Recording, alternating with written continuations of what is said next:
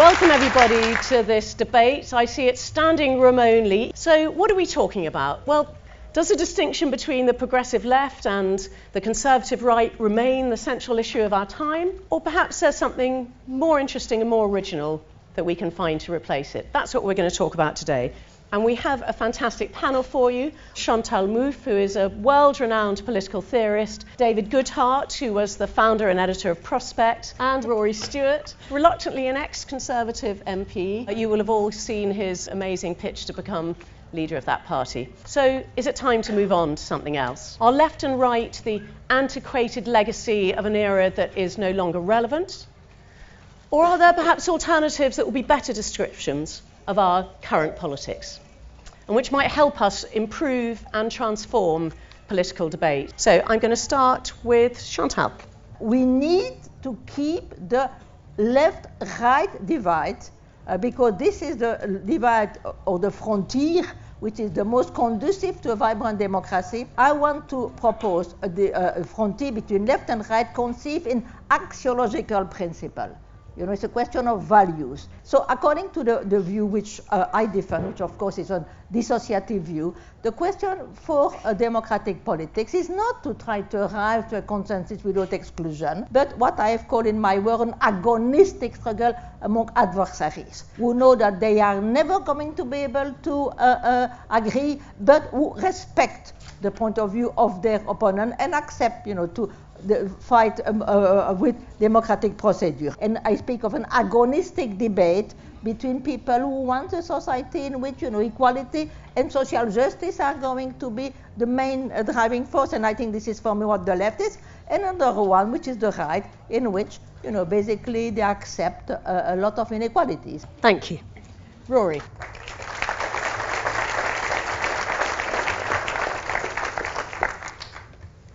Many of us intuitively, implicitly feel that there is a lacking center in politics and that there is an increasing divisive and polarized society. There are two responses to this. One of them is that this is almost an inevitable feature of the nature of modern discourse, partly fueled by social media. This phone in my pocket and the things that it enables encourages the creation of a public that comes together very quickly against something, that a line runs from the Arab Spring through to Brexit.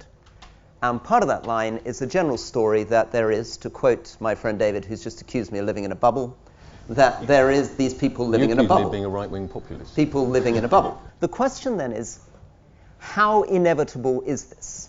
Is there something about the modern world, something about this machine, which means that any attempt to create a center ground is doomed? And in fact, actually, the professor suggested that it is in the very nature of democratic politics that an attempt to define a center ground and consensus is anti-democratic. Her implication and her agonistic vision is that actually a truly liberal democracy involves standoffs between one group and another.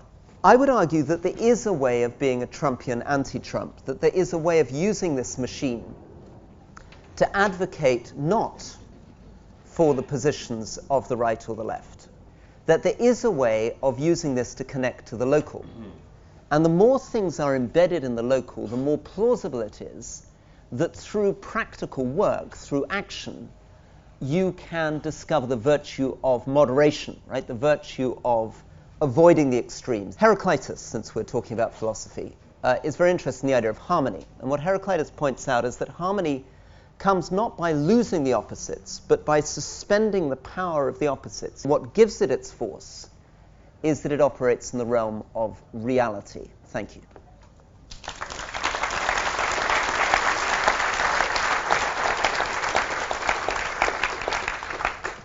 David. Yes, well, I mean, what is the centre ground is always a pretty central and contested part of politics. And I think we have shifted in the last, particularly the last 20 years or so, 25 years, from a politics that is primarily socio-economic to one that is at least partly socio-cultural. That the socio-economic has been partly eclipsed by the socio-cultural. I think that's a good thing. People aren't suddenly feeling and thinking things they didn't feel 20 or 30 years ago. It's just that these things either didn't need to be expressed or weren't expressed. So I think what's been happening recently is not a crisis of democracy, it's democracy working. We have a kind of disequilibrium at the moment, and we haven't yet found a new equilibrium. I think we probably will over time. Left v right identities have become weaker, obviously. Nearly half the voting population now identify primarily with their Brexit position, Leave or Remain, and only 9 or 10% still identify primarily with a party political identification. But it is a very complicated story, because I think we're seeing a lot of convergence actually on left v right issues. I mean, to put it very crudely, the middle class has become less right-wing and the working class has become less left-wing in the last 20 or 30 years. And there's actually a very big consensus around a huge number of issues. I mean, if we do eventually resolve Brexit, I think that we will see that there's a huge consensus that's emerged sort of in the undergrowth in the last 3 years over things like essentially socialising adult social care, building a whole lot more public housing, investing a hell of a lot more in FE colleges rather than sending everybody to university. But if that does happen, that will be partly because of a response of the political class to the Brexit vote and a feeling that the socio-cultural issues, the so-called left behind people, had not been included sufficiently in the conversation.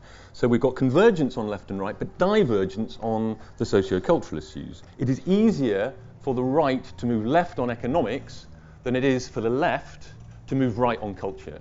And that gives the centre-right a really big inbuilt advantage, I think. And I hope that Rory will be part of the Conservative team that takes advantage of it. No, I do remember, sorry.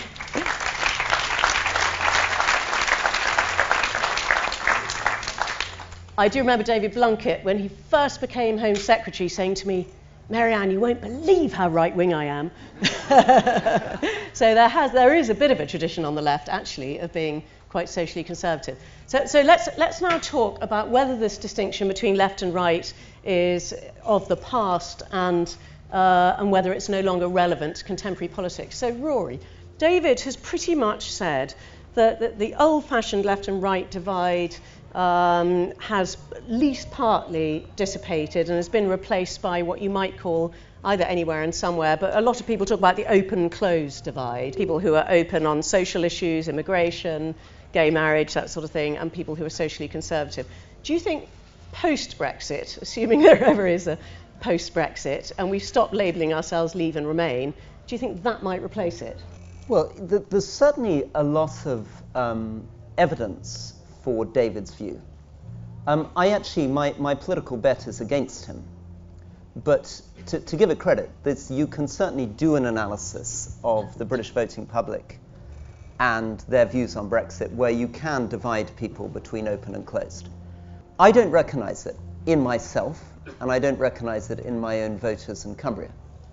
I am somebody who is in many ways a conservative because I'm romantic and traditional about the Queen, about the British Army, about our history, about our tradition. I love small sheep farmers. I'm a conservative, right? I mean, that's where I come from. I'm obsessed with history. But at the same time, I am absolutely appalled by the push for a no-deal Brexit. I'm very relaxed about issues which really rile up many people in the Brexit party. And I believe that my tradition, which is broadly speaking a tradition of one nation conservatism, or on the Labour side, I suppose is roughly associated with New Labour, is a perfectly viable way of articulating a way of being British, and it has a certain genius in it. And I think the genius is that actually we tend as a nation historically to resolve our conflicts through compromise, that the religious wars of the 16th century, the fight between Puritans and Catholics, were resolved through a fudge called the Church of England, that the civil war between Parliament and Crown was resolved by a fudge called a constitutional monarchy, and that the theorists of open and closed would have tried to suggest that that was impossible. They would have tried to suggest a constitutional monarchy was the worst of all worlds. Why on earth would you want this? As a Republican, this is offensive, there's a hereditary principle. As a monarchist, this monarchy has no power, there's no point having it anyway. So I think For me, I'm betting hard that there is a different way of being British, that you can feel a lot of the romantic attachments to many of the things that made myself or my family conservatives, while still feeling a deep sense of shame about poverty, while still feeling very, very relaxed about things that really anger the Brexit Party. That's my view. So, I mean, open v closed was actually a division articulated by Tony Blair in a speech, I think after he stopped being Prime Minister. And I agree with you. I think it's a pretty useless division in ways, or it's a very self-regarding division, because it's basically saying, look, we are the kind of modern, open, cool people, and there are those horrible people who want to live in a closed society. Have you ever met anyone who wants to live in a closed society? No, I haven't. But a lot of people do feel that the forms of openness that we've had have not been in their interest. And this is, I think, Rory's slight fallacy of the centre ground. I mean, he wants to recreate Blairism or some Tory version of Blairism, and it is precisely that has created the political alienation that led to Brexit, Trump and European populism. We have got to adjust our politics to take account of these neglected feelings.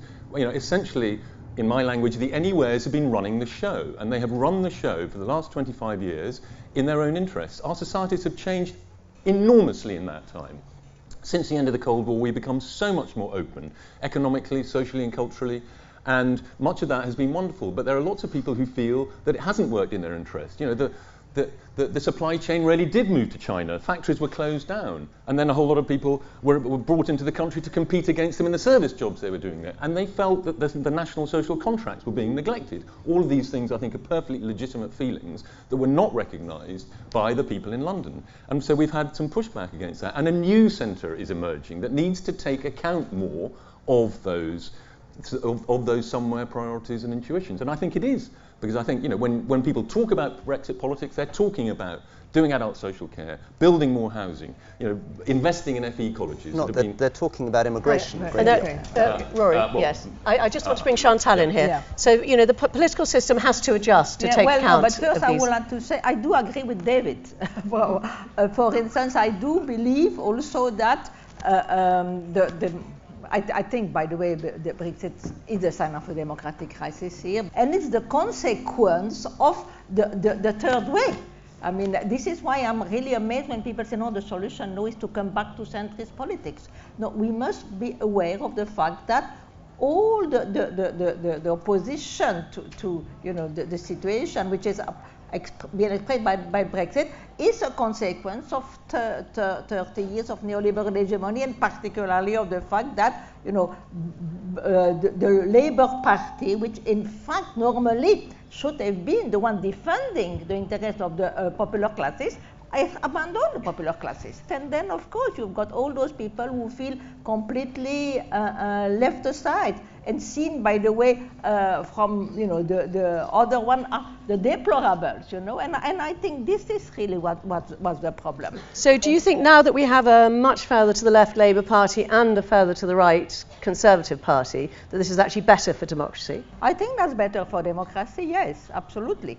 In my work, I have classified the time of the New Labour as a post-political era, in which basically there was no possibility for citizens to exercise their democratic rights, because when they were going to vote, there was finally no difference between center-right and center-left, and this has left, and we are going to speak about that in another question, to some kind of blurring, this blurring of the line. People feel disempowered.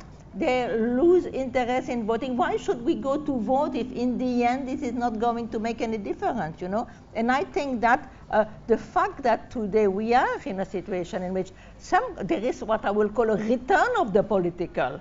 There is a moment in which some kind of agonistic debate could be possible. The us-them, this is important. Remember, for instance, Tony Blair was saying, we are all middle class, so we should be able to agree, and I think that has been fatal for democracy in Britain. I think it's very important that people feel, politics is something that mobilize passion. And how can you mobilize passion for a situation in which you don't have the possibility of choosing? So I think that it is important that there is this return of the political, but this return of the political, of course, can lead to more authoritarian form of democracy. You know, if the Boris Johnson, you know, with this project is able to win, I mean, this is not going to be good, well, in my view at least, for British democracy. So it is this what I call, we are living in a populist moment which really is a resistance against this kind of, you know, center politics. And it opens the way to two different solutions. So let's say we are in a very interesting moment, but dangerous also, because it depends who is going to be able to, you know, really find a way to articulate in a progressive way the demand of those popular sector, which have been completely abandoned and left aside by, you know, the people at the center. Okay, let me as a person of the center, right, against these two positions, let me try to defend it. I think it is true. There are a lot of angry people. There are a lot of angry people who vote for Corbyn. There are a lot of angry people who vote for Boris. There are people who may not manifest it through anger. They may manifest it simply through their vote. And it's clear that an enormous number of people, the overwhelming majority, I suspect, of this country, feels disenchanted, disenfranchised, fed up with the politicians, fed up with the system. But my point is that their position, in the end, is fundamentally destructive. It's a revolutionary, destructive position. It is not a constructive policy for government. Now, it can be dressed up as such. So if you are a theorist of Boris Johnson, or you are a theorist of John McDonnell, you can provide an account where you say, no, it's not true that we are destructive. We have a very positive political program. This is our view on housing. This is our view on FE colleges. But what you're drawing on, the tap root of this thing, is often something quite different. If you actually notice what happened in the parliamentary debates, everybody, when we were debating the leadership, was trying to say we must get beyond Brexit. We must talk about housing. We must talk about education. In the end, it was all nonsense. That entire leadership fight was about one thing and one thing only, which was really about Brexit. And in fact, probably the craziest thing in the BBC debate I found was 10 minutes into it, Emily Maitlis interrupting me and saying, okay, enough about Brexit, let's now talk about our different views on education, employment, right? Where we all issue very similar sounding platitudes about all these kinds of things and nobody gets anywhere, right? So I think we have to begin with what we actually believe in, right? What we actually think is right for the country. I absolutely agree. There seemed to be a strategy in 1997 of sounding like a centrist because that's where the votes feel. There is a strategy today that appeals to many of my friends who were centrists in 97 and who now are lining up behind Boris of believing the votes are on the extremes and they need to play to them. But my question to them is, what do you actually believe in, right? What is it you actually think is right for this country? What is your view on how you're going to keep the services going? What is your view on immigration?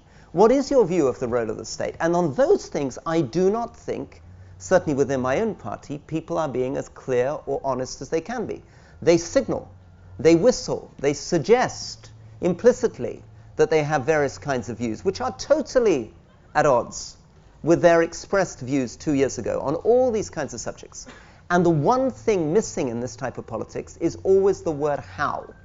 They're always telling you what they want to do. They are never really telling you how they're going to get there or what sacrifices or what problems are going to occur along the road to that destination.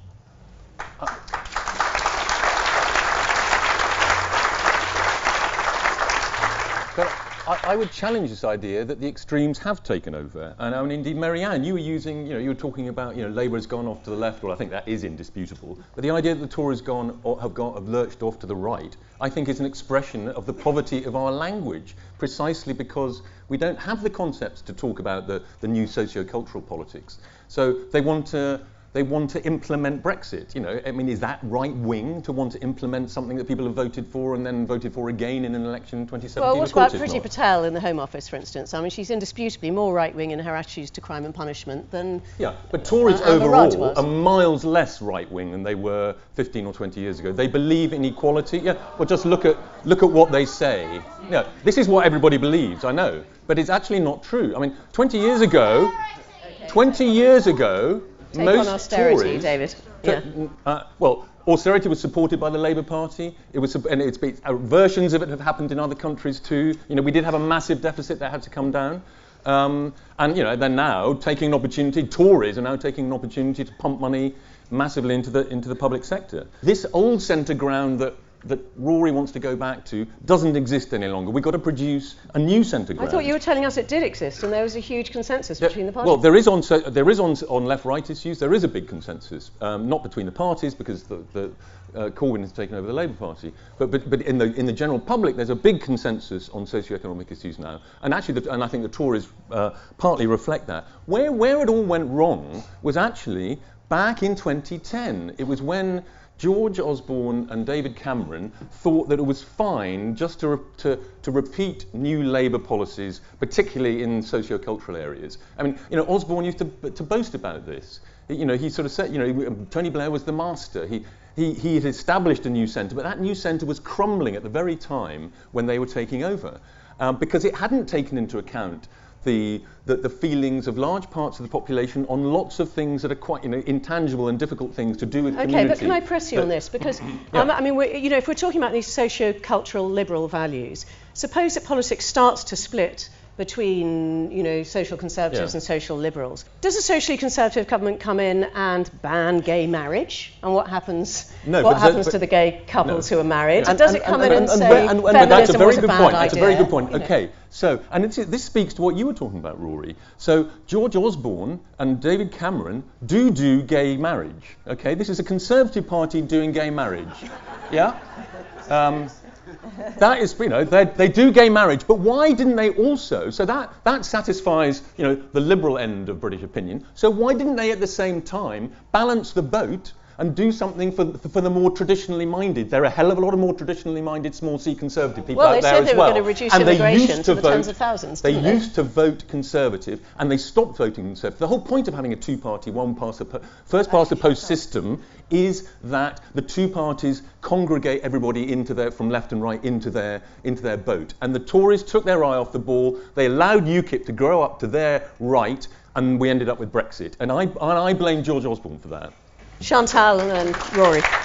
Look, I think we should not mix the question of left and right with the question of Brexit, because they are different things. It's true that today, you could say, most people, if you go to issue how they divide, is more in the Brexit issue. But I don't think that this is a good thing for democracy. You know, and this, you can't imagine that one should say, okay, no, for the coming years, the frontier is going to be between the pro-Brexit and the anti-Brexit, the Remain. But by the way, in fact, this is so that it cut across left and right. There are people on the left, I mean, Lexit, for instance, who are in favor of the leave, you know. So we can't just say that it's clear. So it cut across that.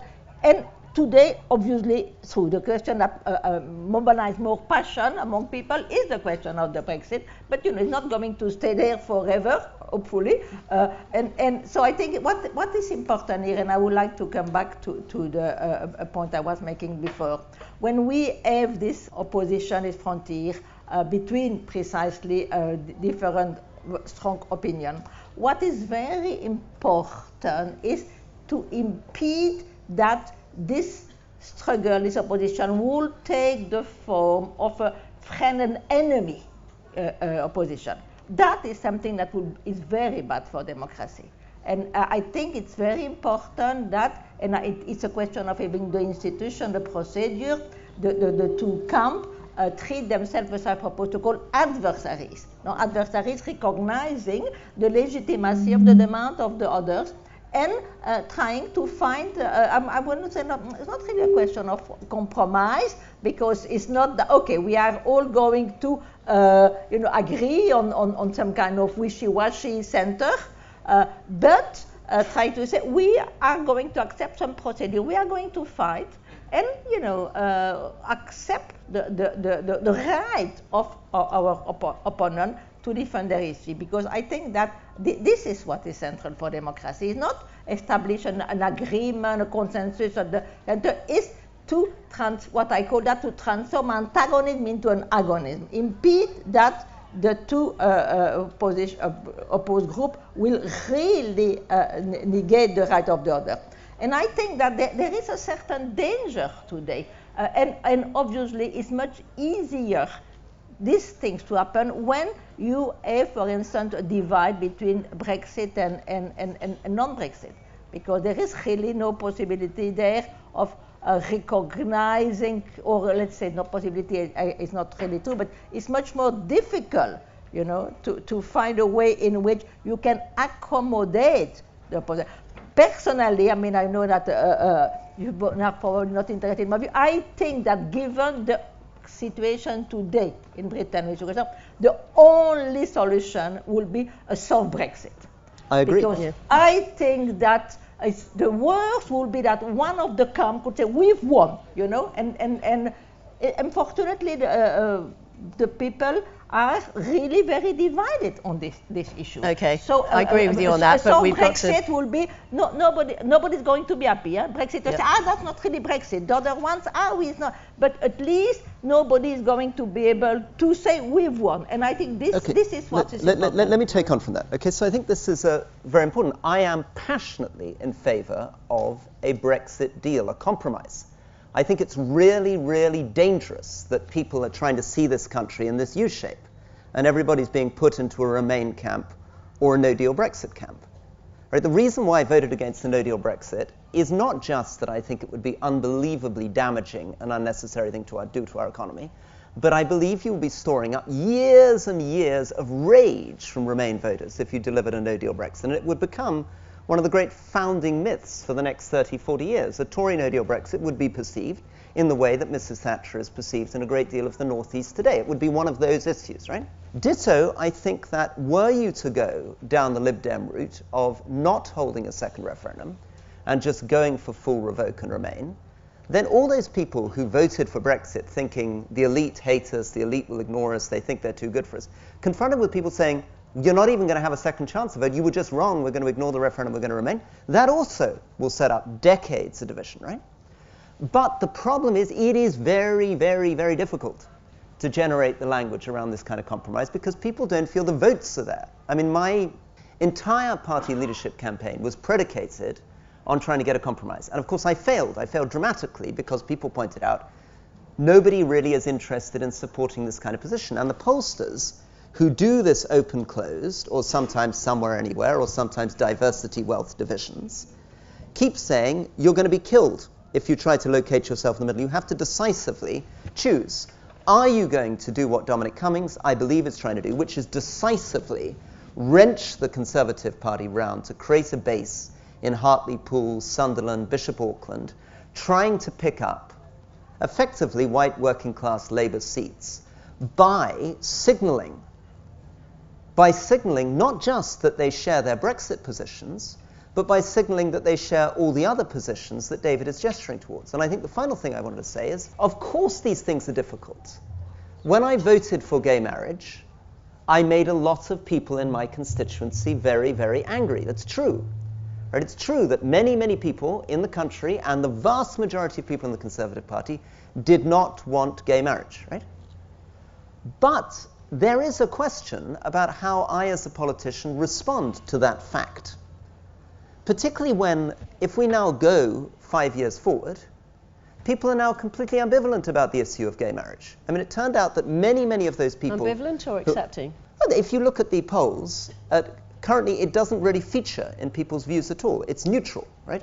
So people who were ferociously angry with me for voting in favor of gay marriage are now perfectly relaxed about it 5 years later. And I'm not sure what the implication is of what David is saying. Yes, it's true, of course. I have many people in my constituency who have deep views, anti-immigration views, anti-European Union views, pro-No Deal views, and did have an anti-gay marriage view. But the idea that I need to just accept this as inevitable, speak to them, produce policies that give something to them. Why not? Isn't that the kind of balance that we need, the compromise what would, we need? Okay, something on the family. Make it easier for one parent, either the mother or the father, to stay at home when children are young. Why don't we, unlike most continental European countries, we do not allow couples bringing up children together to marry their tax allowances, to merge their tax allowances. So David, the answer is, I'm in favour of that policy. Yeah, well, we should have done it. But that would not be experienced by those people as being a policy of